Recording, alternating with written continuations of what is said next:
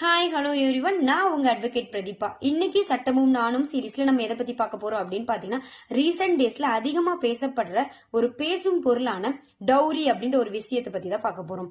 வரதட்சணை அப்படின்றது, அதாவது வரதட்சணையால நிறைய பெண்கள் கொடுமைகளுக்கு ஆளாக்கப்படுறாங்க. சில நேரங்கள்ல சூசைட் பண்றாங்க, இறந்தும் கூட போறாங்க. இதெல்லாம் தடுக்கணும் அப்படின்னு சொல்லிட்டு கவர்மெண்ட் 1961, அதாவது 1961 டவுரி ப்ரொஹிபிஷன் ஆக்ட் அப்படின்னு ஒரு சட்டத்தை எடுத்துட்டு வராங்க. இந்த சட்டத்துல என்ன சொல்லி இருக்காங்க அப்படின்னு பாத்தீங்கன்னா, வரதட்சணை வாங்குறது மட்டும் குற்றம் இல்ல, வரதட்சணை கொடுக்கறது கூட குற்றம் தான் அப்படின்னு சொல்லியிருக்காங்க. அதுக்கான பனிஷ்மெண்ட் கூட சொல்லியிருக்காங்க. வரதட்சணை வாங்கினாலோ வரதட்சணை கொடுத்தாலோ சட்டப்படி குற்றம். அது குறைந்தபட்சமா 5 ஆண்டுகள் சிறை தண்டனை அப்படின்னு சொல்லியிருக்காங்க. அது மட்டும் இல்லாம மேலும் இந்த சட்டத்துல என்ன சொல்லியிருக்காங்க அப்படின்னு பாத்தீங்கன்னா, டவுரிய டிமாண்டா கேட்டாங்க அப்படின்னா அவங்களுக்கு குறைந்தபட்சம் 6 மாசங்களும், அதிகம் 2 ஆண்டுகள் சிறை தண்டனை அப்படின்னு சொல்லியிருக்காங்க. இந்த டவுரி ப்ரொஹிபிஷன் ஆக்ட் மட்டும் இல்லாம டவுரி டெத் அப்படின்னு சொல்லிட்டு பிஎன்எஸ் ஆக்ட், அதாவது இந்திய தண்டனை சட்டத்தை ரீப்ளேஸ் பண்ணி கொண்டு வரப்பட்ட சட்டம் தான் இந்த பிஎன்எஸ் ஆக்ட்.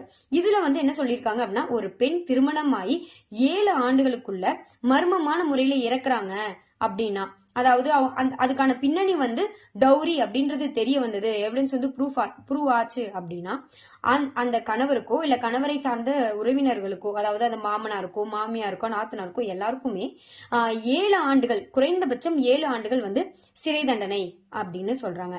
இத மாதிரியான லீகல் அப்டேட்ஸ் தெரிஞ்சுக்க என்னோட வீடியோஸை ஃபாலோ பண்ணுங்க. தேங்க்யூ.